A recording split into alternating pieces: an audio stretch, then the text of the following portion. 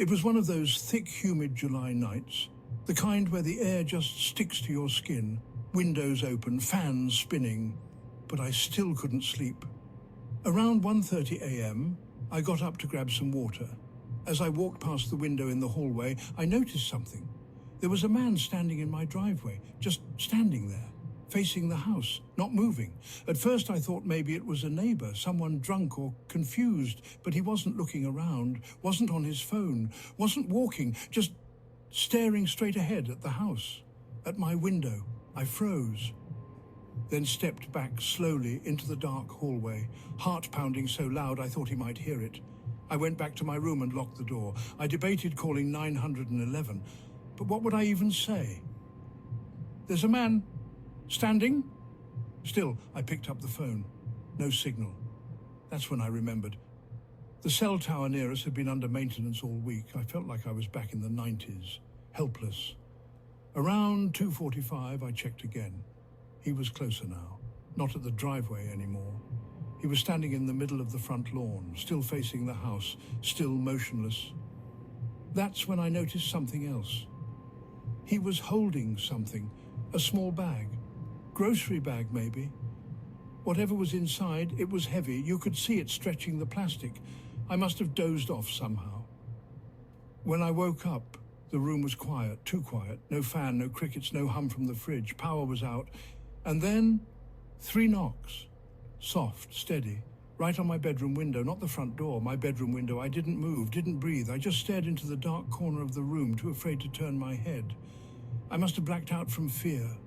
Because the next thing I remember, it was morning. Sunlight, birds, warm air drifting through the window. Everything looked normal. I rushed outside, no one there, no sign of footprints, no plastic bag, no power outage reported. But when I came back inside, on the doormat was an envelope, no name, just a Polaroid photo inside, of me, asleep, taken from outside the window. I moved out a few weeks later, didn't tell anyone why. Because what do you say? There was a guy standing in my driveway, and I think he watched me sleep and maybe took pictures. Now, wherever I live, I always leave the porch light on, not because I'm scared, but because I want to see them coming next time. It was 11:47 p.m. when I left the diner. Another long summer night shift, hot, airless, even this late. The type of heat that makes you feel slow, heavy.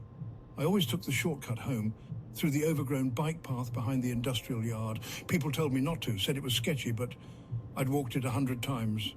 And that night, I wasn't in the mood for the long way. It was quiet, too quiet. No dogs barking, no cars in the distance, no insects, just my footsteps and my own breathing. Then a sound, a soft scrape behind me. I turned, nothing, just the empty path stretching back into dark.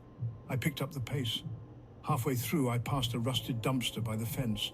That's when I noticed it, a shape, just barely visible behind the bin, too still to be an animal, too low to be standing. I kept walking, didn't look twice, told myself it was nothing. But the footsteps started a minute later, slow, measured, matching mine. Then, not matching anymore. I turned around again, no one. But the air had changed, thicker, tighter, the kind of silence where your instincts scream at you, even if your brain doesn't know why. I walked faster, then I heard it again, that scrape, only this time it was ahead of me.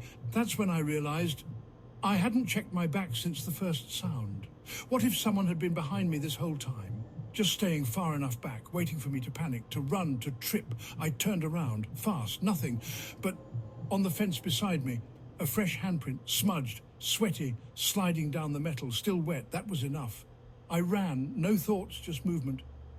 I reached the end of the path, turned onto my street, sprinted the rest of the way to my house, locked the door, pulled the curtains, sat on the floor in the dark, shaking, and then I saw it in the reflection of the microwave door, my back, my shirt, a muddy handprint on my shoulder. I don't use that shortcut anymore.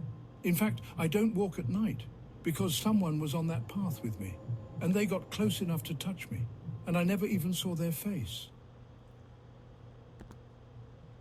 It was 12:16 a.m. when I left the bonfire, middle of nowhere, small town, no streetlights past the exit ramp. The night was heavy, hot, My clothes still smelled like smoke and cheap beer. My phone had 3% battery, and I just wanted to get home.